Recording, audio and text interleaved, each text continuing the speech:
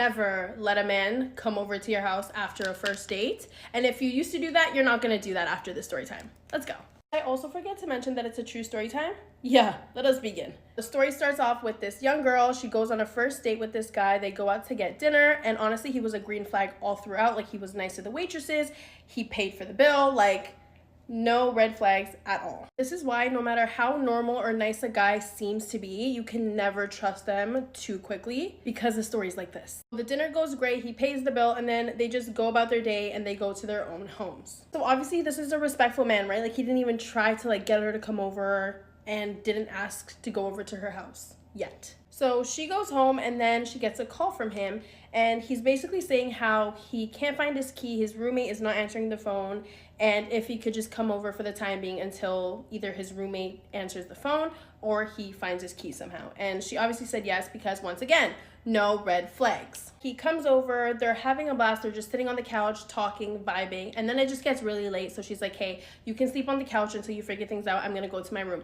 And something told her to lock the door. Obviously, she lives alone, she doesn't normally lock the door, but something, an instinct. A woman's instinct is always right. So she ends up locking the door and then just going to sleep. A couple hours pass, and then she gets a knock on her bedroom door, and it's him asking for a phone charger because his died. Something told her, once again, don't open the door, just tell him where it is. So she does not move, and she says, it's on the kitchen counter, like, help yourself. And he says thank you, and then he goes about his business, and then she just goes back to bed. Okay, this is where it gets a little for me. A couple minutes go by, and then he comes back and knocks on the door and says, hey, like, this charger's not working, like, do you have a charger in your room that I can borrow? Something just like raises a flag in her head, like, hey, something's wrong, why does he want to get into my room so bad?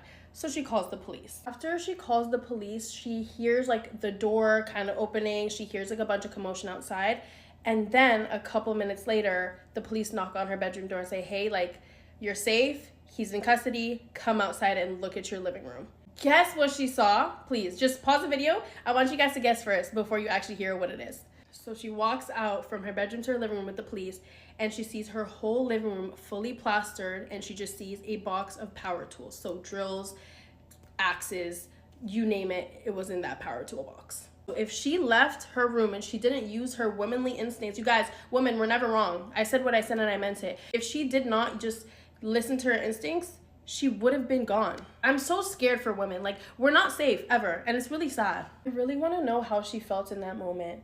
Like, just to be like, whoa, like, I just listened to my gut, and that's the main reason I'm still alive till this day. Like, if you're watching this, I'm so proud of you, and I hope you know that. Moral of the story is, a man can be so normal, have the perfect job, and just be a walking green flag and still not be the person that you think he is. So just don't let anyone into your home. Make sure that you guys run a background check first. Okay, I love you guys.